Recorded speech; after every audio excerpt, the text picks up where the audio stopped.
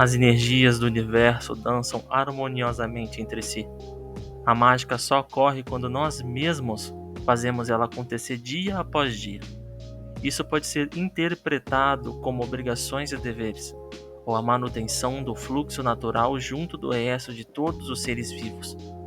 Dharma é sobre isso, sobre manter a ordem e o senso comum, desenvolvido nos conceitos dos ideais humanos em nosso subconsciente, prolongado por gerações.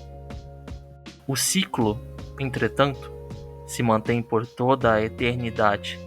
Somos pequenos comparados com a imensidão do processo do nosso mundo, que inicia e acaba infinitamente, repetindo o mesmo ciclo de novo e de novo. Somos como grãos de areia num deserto sem fim, parte de um processo lento de degradação das montanhas que enfim se tornam parte destes mesmos grãos, para enfim se aglomerarem como montanhas novamente, por um tempo indefinido e incompreensivelmente longo. E mesmo passando bilhões de anos, essas paisagens naturais nunca e em nenhum momento ousaram reclamar ou destruir. Os animais, parte deste mesmo processo, cumprem o seu papel assim como os das montanhas e a natureza, utilizando os recursos necessários para a sua sobrevivência. Os humanos, em tempos mais antigos, afirmavam seus ideais e os preceitos desenvolvidos para as próximas gerações, numa tentativa de autopreservação da espécie e do ambiente. Inicialmente, o Dharma é um princípio de senso comum, sobre fazer o que é certo ou errado dentro da visão da sociedade. Os papéis dedicados a nós, pelo que viemos ao mundo em primeiro lugar, se trata do nosso Dharma. Mas o que é o Dharma?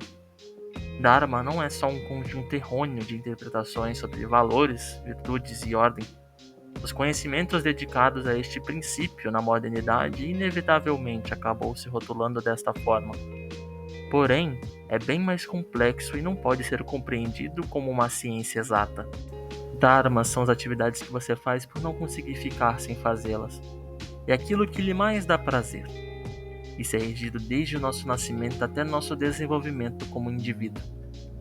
Coisas como fazer o nosso trabalho com um sorriso no rosto, desenhar, praticar esporte, artes marciais e a imaginação podem ser vistos como dharmas específicos, que podem surgir com esses pensamentos em mente. Ideais como ambição, poder, emoções e desejos são capazes de moldar o nosso dharma de infinitas maneiras. Isso é um dos requisitos básicos para despertá-lo.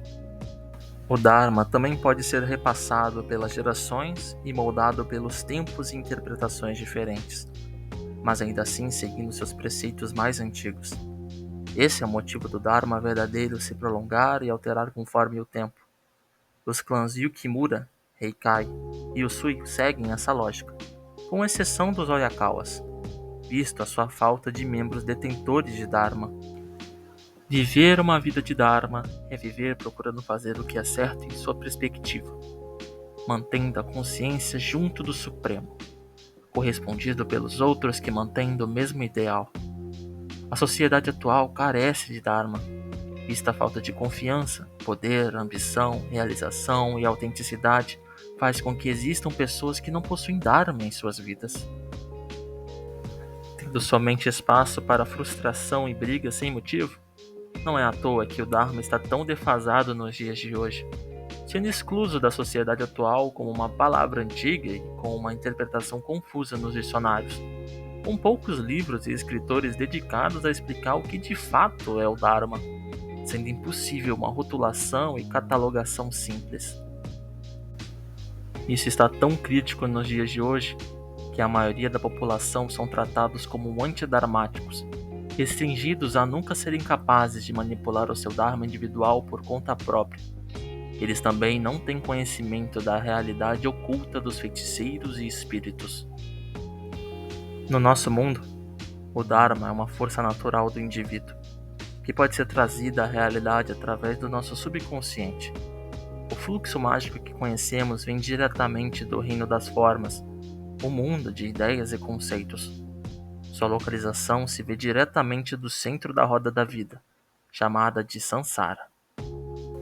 Aqueles que detêm o Dharma podem ser chamados de feiticeiros ou dharmáticos. Feiticeiros são aqueles que correspondem aos objetivos e deveres repassados do Conselho Inuk, responsável pelas escolas budistas que estão por toda a Ásia.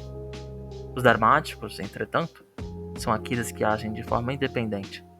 Alguns dharmáticos são tão problemáticos que os feiticeiros do colégio são obrigados a caçá-los em certas missões.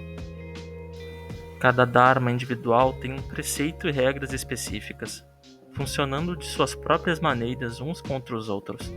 São ideais e verdades que são combatidos entre si. Não há uma regra específica do quão longe um dharma pode ser regido.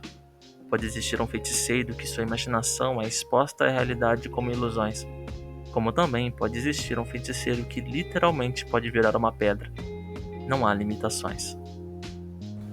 Por fim, existe uma maneira de lapidar o Dharma do indivíduo. Isso é possível mediante a técnica de meditação dármica. Através do descanso da alma, é possível compreender a essência da energia com uma conversa franca com o nosso subconsciente. Uma conversa com o eu externo e o eu interno. Sessões constantes e reguladas poderão causar mais clareza sobre o que de fato o detentor quer fazer. Entender a si mesmo é um passo importante.